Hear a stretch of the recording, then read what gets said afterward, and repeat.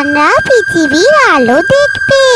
যাই, একটি সুন্দর জায়গার খোঁজ করি, নিরাপদ স্থান চাই, যেখানে আমিও আমার সন্তানদের কোনো ভয় থাকবে না। এই তো এই গাছেই আমি আমার সন্তানদের জন্ম দেব।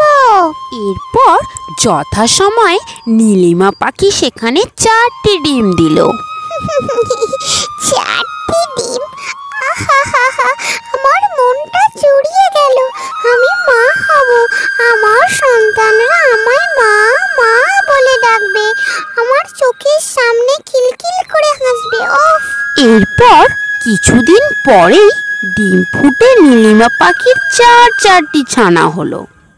বাহ, খুব সুন্দর দেখতে হয়েছে আমার ছানাদের।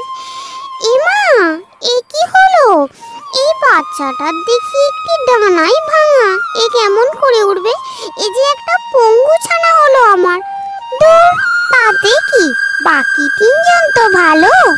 এরপর নীলিমা পাখি তার সন্তানদের খুব যত্ন করত, তাদের দেখে শুনে রাখত।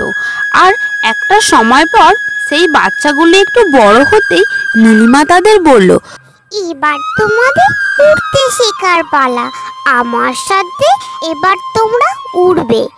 আমরা এখানে আর থাকবো না, নতুন জায়গায় চলে যাব। চলো সবাই আমার সাথে। মা, তোমরা সবাই চলে গেলে আমি কি এখানে একা থাকবো? আমার যে খুব ভয় করছে মা। আমায় ছেড়ে যেও না মা, আমায় ছেড়ে যেও না, আমায় একা রেখে চলে যেও না মা। আমি আমার ভাই বোনেদের ছেড়ে তোমাদের ছেড়ে থাকবো কেমন করে মা, বলো? দেখ, আমি কি করব বল? তোর জন্য তো আমি বাকি ছানাদের এখানে ফেলে রাখতে পারি না। এটা আমাদের জন্য নিরাপদ স্থান নয়। তোর ডানা নেই, আর ডানা না থাকলে পাখিদের যে কোনো মূল্য থাকে না রে। আমি এভাবে ওদের বিপদে ফেলতে পারবো না। এই বাচ্চারা, চলে এসো তোমরা আমার সাথে, চলে এসো। মা যেও না আমায় ছেড়ে, মা যেও না আমায় ছেড়ে, যেও না। কি করে থাকবো? মা চলে গেলে আমি বেঁচে থেকে কি লাভ? কি করবো আমি বেঁচে থেকে? আমার পরিচয় ভালো। ছোট্ট পাখির ছানাটা কেঁদে কেঁদে বনে বনে ঘুরতে লাগলো। তখনই তার দেখা হলো এক শিয়ালের সাথে। শিয়ালের লোভে জিভ লকলকিয়ে উঠল। তখনই পাখির বাচ্চাটা শিয়ালকে দেখে বলে উঠল, কি খাবে তো আমায়? এক্ষুনি খেয়ে নাও, এক্ষুনি।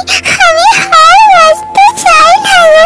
আমার কেউ নেই, সবাই আমায় ছেড়ে চলে গেছে। আচ্ছা চল তাহলে, তোকে এক্ষুনি খাওয়া যাক।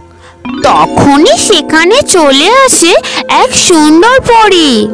ওকে ছেড়ে দাও, না হলে ধ্বংস হয়ে যাবে তুমি। আমি পরীদের রানী, তুমি আমায় চেনো না।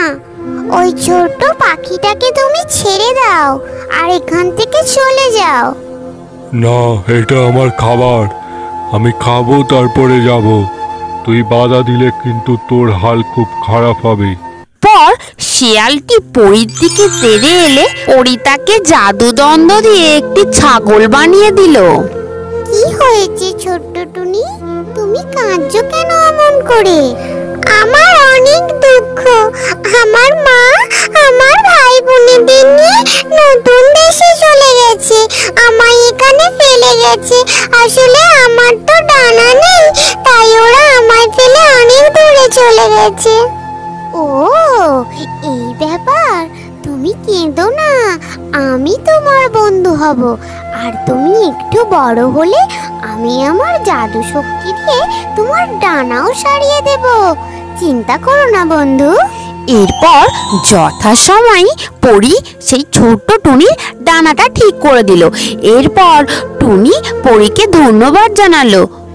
ধন্যবাদ পরি বন্ধু, অনেক ধন্যবাদ। আজ আমি খোলা আকাশে উঠতে পারবো শুধু তোমার জন্য। হ্যালো ছোট্ট বন্ধুরা, আমাদের গল্প তোমাদের কেমন লাগছে? গল্পগুলো যদি ভালো লেগে থাকে অবশ্যই আমাদের চ্যানেলটি সাবস্ক্রাইব করে দাও আরও নতুন নতুন গল্প পেতে।